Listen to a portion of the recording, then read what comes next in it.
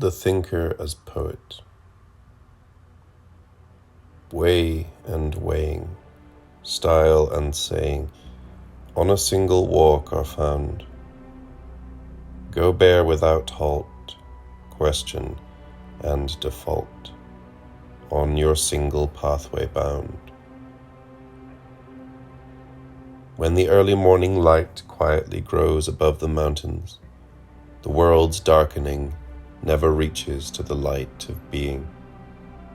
We are too late for the gods, and too early for being. Being's poem, just begun, is man. To head toward a star, this only. To think is to confine yourself to a single thought that one day stands still like a star in the world's sky. When the little windwheel outside the cabin window sings in the gathering thunderstorm. When thought's courage stems from the bidding of being, then destiny's language thrives. As soon as we have the thing before our eyes and in our hearts an ear for the word, thinking prospers. Few are experienced enough in the difference between an object of scholarship and a matter thought. If in thinking there were already adversaries and not mere opponents, then thinking's case would be more auspicious. When through a rent in the rain-clouded sky a ray of the sun suddenly glides over the gloom of the meadows, we never come to thoughts, they come to us. That is the proper hour of discourse. Discourse cheers us to companionable reflection.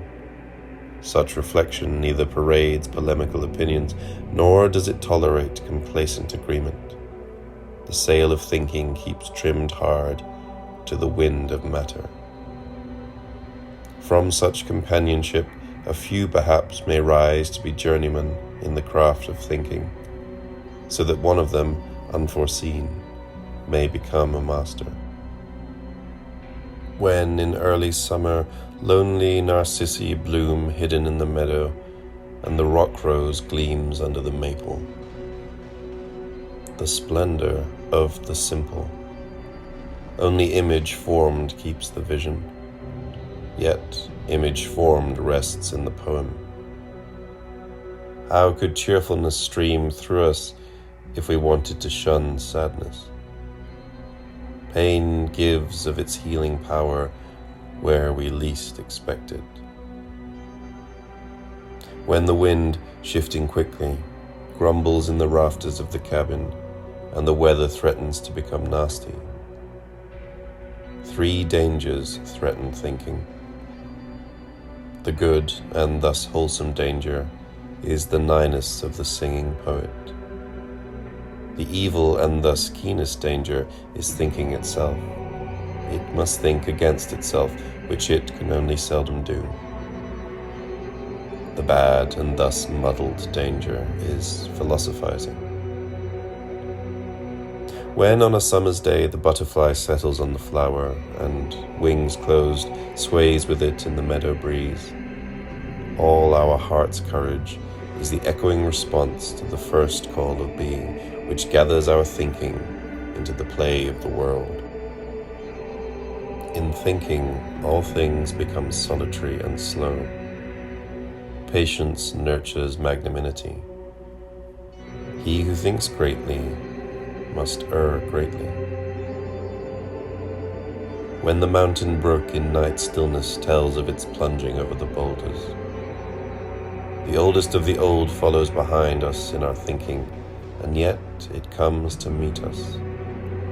That is why thinking holds to the coming of what has been, and is remembrance. To be old means to stop in time at that place where the unique thought of a thought train is swung into its joint. We may venture the step back out of philosophy into the thinking of being as soon as we have grown familiar with the provenance of thinking. When in the winter nights snowstorms tear at the cabin, and one morning the landscape is hushed in its blanket of snow, thinking's saying would be stilled in its being only by becoming unable to say that which must remain unspoken. Such inability would bring thinking face to face with its matter. What is spoken is never, and in no language, what is said. That a thinking is, ever and suddenly, whose amazement could fathom it?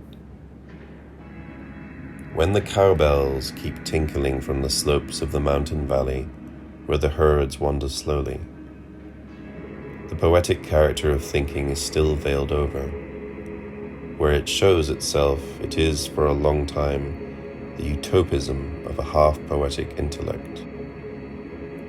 But poetry that thinks is, in truth, the topology of being. This topology tells being the whereabouts of its actual presence. When the evening light, slanting into the woods somewhere, bathes the tree trunks in gold, singing and thinking are the stems neighbor to poetry. They grow out of being and reach into its truth. Their relationship makes us think of what Hölderlin sings of the trees of the woods. And to each other they remain unknown, so long as they stand, the neighboring trunks. Forests spread, brooks plunge, rocks persist, mist diffuses. Meadows wait, springs well, winds dwell, blessing muses.